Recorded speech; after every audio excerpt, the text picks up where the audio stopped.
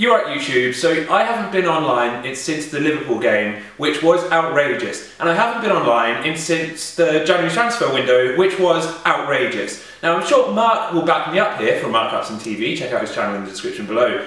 We are a shambles of the highest proportion currently, and this game summed it up, and the last 5 minutes summed it up, because it basically showed that 1, we don't know how to beat big teams, 2, we don't almost want to win against big teams, and 3, Wenger just doesn't know how to beat big teams. And it comes from the manager. So, goon of the game, I'm going to throw over to Mark as a starting point. Mark, who do you think goon of the game was? I'm going to go for Arsene Wenger for not making a substitution until the 70th minute and making that his only substitution.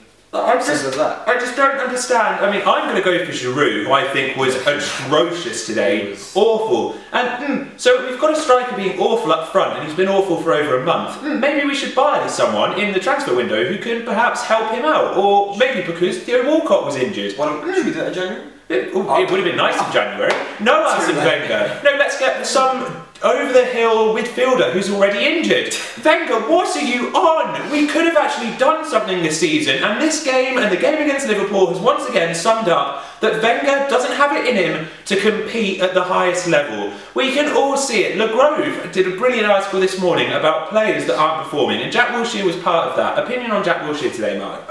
Every time he got the ball, he fell over or was pushed over. His first touch was off every time. There was always someone on his back because they know his first touch is going to be off. And just every time he got it, he didn't seem to go anywhere with it. There was just a dead end every time he got the ball. And that completely backs up what Le Grove was saying, and check him out as well because his articles are brilliant every day. But Le Grove said, can you pin down what Jack Wilshere is in the team for? Once again tonight, I have no idea what his job was, and that's partly his fault, but largely Wenger's fault for not actually seemingly giving him instructions. The whole thing, we should be smashing them 8-2. We had a massive opportunity to smash them and go at them, and yet we're the only team that seems to have not realised United are there for the taking. We gave them so much respect from the first minute to the last minute, and it's so frustrating. Mark, on the spot, are we going to win any trophies this year? No.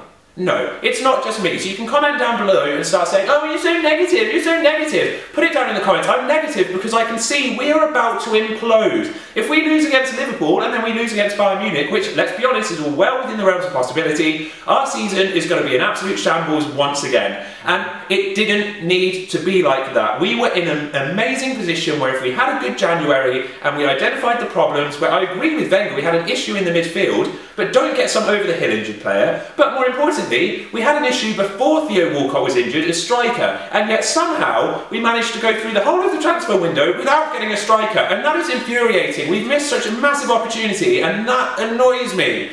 So, finishing thoughts from Mark.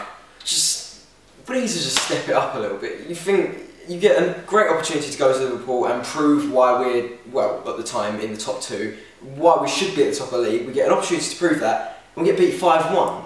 Was that because we had no respect for them from the first off? I mean, Wenger in his, what was it, his Friday conference was giving it the big. He thought it was going to be a walk in the park going to Anfield. And everyone knows that Anfield isn't the sort of place you go to and just get results. It just doesn't happen. No matter what form Liverpool are in, they're always going to perform there. Then you think, okay, so we've been beaten at Anfield. Now's your opportunity to get it back, bring it back, and go and beat Man United, one of the best teams in Europe in the last decades. And what do they go and do? That. They're 7th. United are 7th, and they deserve to be 7th, and we deserve to treat them like they were 7th, and yet we didn't because Wenger doesn't get it. Comment down below. I'm going to put it out there. I'm Wenger, don't sign a contract. Not out, I don't want him sacked, but I don't want him to sign a contract, and I don't want him here next year because, once again, same problems, same issues, not being solved, and it's frustrating beyond belief. Comment down below if you're good at the game. Comment down below on your man of the match, who was Chesney in my opinion. Comment down below if you're as angry as I am about Arsene Wenger and whether you want him out now or whether you want him out at the end of the season. And see you all soon. Thank you very much for joining me, Mark. Bang, boom, bye.